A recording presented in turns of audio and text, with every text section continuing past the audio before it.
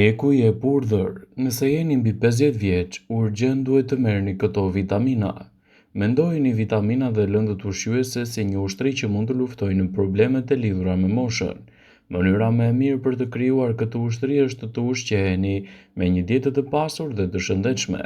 Është e rëndësishme të ushqeheni mirë në çdo ditë të moshës. Megjithatë, pas të 40-tave është më e rëndësishme edhe të filloni ndryshimet dhe rregullat. Para se të fillojmë, bëni një like videos dhe ju lutem klikoni subscribe, do të na ndihmonit shumë. Trupi nuk funksionon në të njëjtën mënyrë si në moshën 40 vjeçare edhe atë në 20 vjeçare. Masa muskulare fillon të tkurret, ka më shumë mundësi që të shtoni në peshë, mund të hyni së shpejti në fazën e menopauzës dhe rritet risku për probleme të zemrës, diabet dhe probleme të ndryshme. Në një zgjidhje për të përballur sa më mirë me rreziqet dhe të merrni mjaftueshëm vitamina dhe lëndë ushqyese, duke ngrënë në shëndetshëm si dhe në disa raste, duke marrë suplemente që ka përshkruar mjeku në mënyrë që të absorbohen më mirë. Ja cilat janë disa vitamina dhe lëndë ushqyese që nevojiten pas moshës 40-50 vjeçare dhe lart, në mënyrë që të bëni një jetë më të shëndetshme edhe më të fortë sipas Step to Health. Vitamina B12. Sapo të mbushni moshën 40 vjeçare dhe me patjetër pasi të kaloni të 50-at, vitamina B12 duhet të jetë primare në dietën tuaj. Është shumë e rëndësishme për qarkullimin e gjakut dhe funksionin e trurit. Fëmijët dhe të rinjt mund të marrin vitamina B12 nga ushqimet, gjenden të produkte shtatëzore si mishi, peshku, mishi i pulës, bulmeti dhe vezët. Me plakjen e trupit fillojnë edhe vështirësohen absorbimet e vitaminës B12, sidomos pas të 50-ave, kur nivelet e acidit në trup fillojnë të shtërrohen. Pas moshës 40 vjeçare edhe para se të mbushni 50 vjeç, është më mirë të merrni vitaminën B12 nga suplementet ose nga multivitaminat.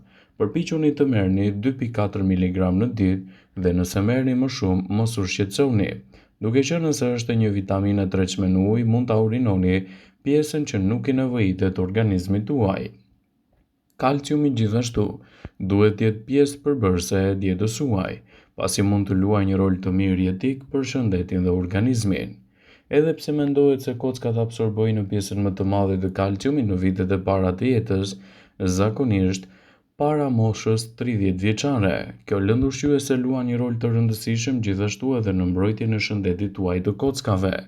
Dhe me rritjen e moshës, kalciumi nevojitet vazhdimisht edhe për funksionin më të mirë bazë të trupit, si në kontraktimet të muskujve, funksionet e nervave dhe zemrës, dhe reaksioneve të tjera biokimike. Nëse nuk merrni mjaftueshëm kalcium nga fruta dhe nga dieta juaj, trupi e merr kalciumin nga kockat, prandaj fillojnë edhe të dobësohen nyjet tuaja. Për të mbyllur, ju duhet kalcium pas moshës 40 vjeçare. Megjithatë, nuk duhet të teproni me të, sepse jo vetëm që nuk do t'i jap asnjë përfitim, por mund të shkaktojë edhe probleme të tjera shëndetësore. Gratë mund të marrin gjithashtu edhe sasi të ndryshme të kalciumit rreth 1000 mg çdo ditë, për moshat nga 40 deri në 50 vjeç dhe 1200 mg në ditë për gratë mbi 50 vjeç. Nëse konsumoni ushqime të pasur me kalcium si produktet e qumshtit, bulmeti, peshku, brokoli, bajame dhe spinaçi, atëherë do të merrni edhe sasinë e nevojshme ditore për ju.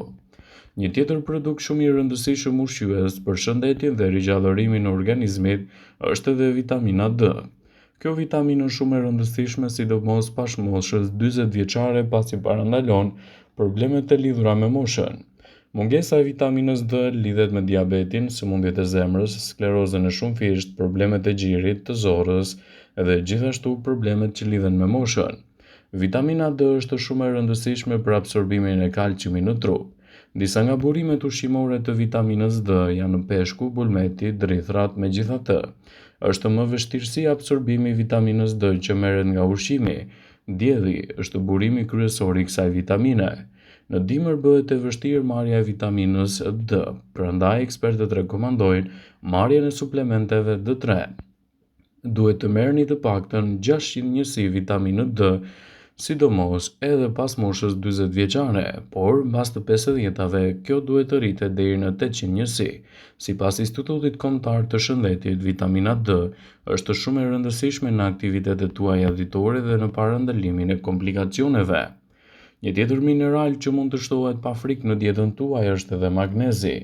Funksioni kryesor i magnezit është të ndihmojë në rregullimin e tensionit të gjakut. Është e rëndësishme që gratë mbi 40 vjeç, të cilat janë tashmë në rrezik për tension të lartë, të mos kenë edhe shkak moshën për këtë ndikim. Mungesa e magnezit lidhet gjithashtu edhe me sëmundjet e zemrës, diabetin dhe inflamacionin. Magnezi gjithashtu do të luajë një rol të rëndësishëm në absorbimin e kalciumit dhe ndihmon gjithashtu edhe në funksionin më të mirë të muskujve, nervave dhe të zemrës, si dhe të mbajnë nën kontroll glukozën në gjak. Nëse konsumoni një dietë të shëndetshme për të balancuar, mund të merrni dozat e nevojshme të magnezit, 320 mg në ditë për gratë mbi 40 vjeç nga ushqimet. Prandaj perimet e gjelbra, bishtajat, produktet e sojës, frutat e thata, farat e ndryshme dhe avokado duhet të jenë pjesë përbërëse e dietës suaj. Dozat e larta të magnezit nuk shkaktojnë ndonjë problem të rënd, megjithatë mund të shkaktojnë diarre, të përzierje dhe dhimbje. Kaliumi gjithashtu është një mineral i cili nuk duhet të mungojë asesi në dietën tuaj ushqyese për të evituar kështu edhe komplikacionet që i kanosen organizmit. Kaliumi luan një rol të rëndësishëm në mbajtjen nën kontroll të tensionit të gjakut pavarësisht nga mosha. Ekspertët rekomandojnë që gratë të cilat janë afër menopauzës të marrin sasi më të mira të kaliumit nga ushqimet për të ulur kështu riskun e goditjeve në tru. Ato janë gjithashtu edhe kundër marrjes së suplementeve vetëm nëse jepen nga rekomandimi i mjekut, gjithashtu edhe nga trajtimet të ndryshme mjekësore. Dozat e larta të kaliumit mund të dëmtojnë traktin gastrointestinal dhe gjithashtu mund të ndikojnë edhe në shëndetin tuaj. Prandaj ekspertët këshillojnë që duhet ta merrni vetëm në mbikëqyrjen e ekspertit dhe me këshillën e tij. Njerëzit mund ta marrin kaliumin duke ngrënë gjithashtu një dietë të pasur ushqyese që përmban fruta dhe perime të tilla si bananet, patatet e ëmbla, fasulet dhe thjerrzat, të cilat janë të pasura me këtë mineral shumë të rëndësishëm për të gjitha moshat. Omega 3. Teknikisht këto nuk janë vitamina, megjithatë acidet yndyrore omega 3 e meritojnë një vend në listë për shkak të përfitimeve të tyre shëndetësore, sidomos sepse ndihmojnë për të përballur me ndryshime negative që vijnë me moshën, si dhe rritjen e riskut të sëmundjeve në zemër dhe rënien e aftësive njohëse. Studimet kanë treguar se acidet yndyrore omega 3 ndihmojnë në uljen e tensionit të gjakut dhe niveleve të kolesterolit të keq, ulin në riskun e sëmundjeve në zemër dhe luajnë një rol të rëndësishëm në forcimin e kujtesës. Një studim i fundit madje ka zbuluar se njerëzit me nivele të larta të acideve yndyrore omega 3 në gjak performojnë më mirë në testet e memorjes dhe të menduarit krahasuar me individët me nivele më të ulta. Dhe gjithashtu edhe me lloje të yndyrnave që luajnë një rol të rëndësishëm në mbrojtjen e shëndetit tuaj mendor dhe jo vetëm. Edhe pse mund të merrni acide yndyrore nga ushqime të tilla siç janë për shembull edhe peshku, farat e liri dhe perimet e gjelbra, suplementet janë një mënyrë më e mirë për të siguruar më të mirën dhe mjaftueshëm lëndë ushqyese për organizmin tuaj.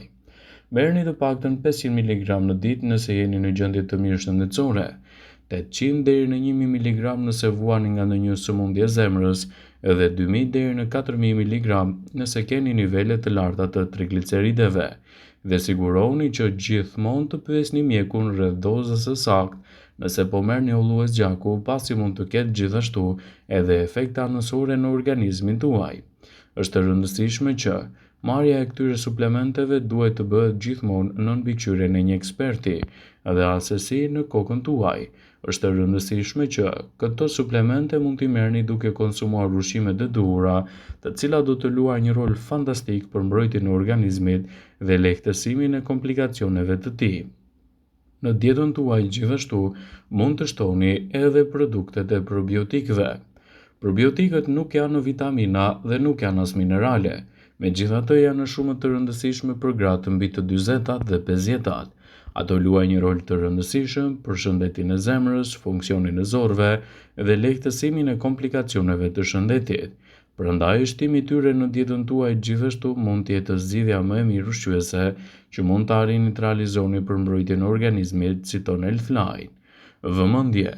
Ju bëjmë dije se informacionet në këtë video kanë për qëllim që të plotësojnë, të mos zvendësojnë në këshillat e mjekut tuaj ose ato të ofruesit të kujdesit tuaj shëndetësor, dhe nuk kanë për qëllim që të mbulojnë të gjitha përdorimet e mundshme, masat paraprake, ndërveprimet ose dhe efektet e tyre negative për shëndetin tuaj.